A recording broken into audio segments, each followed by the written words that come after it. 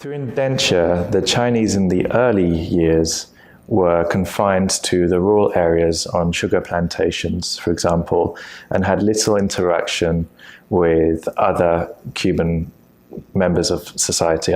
So they weren't particularly integrated or becoming integrated into Cuban culture or into Cuban society.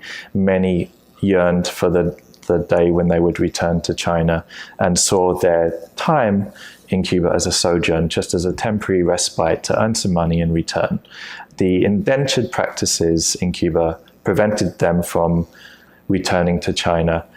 The first indenture contract was typically for 8 years, upon which they would figuratively have to pay for their own passage back to China.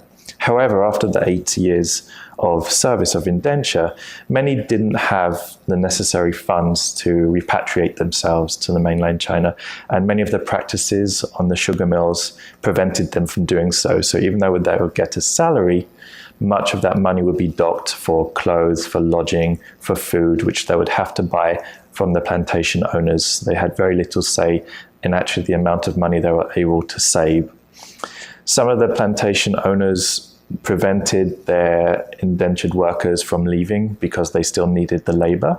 So they wouldn't grant them the cedulas, the pieces of paper to say that they had fulfilled their contractual obligations. Others required them simply to recontract for another 8-year period once their initial period had ended, again, preventing them from returning if they didn't have their own funds. And given the lack of opportunities, many stayed within Cuba and started to put roots down in Cuba.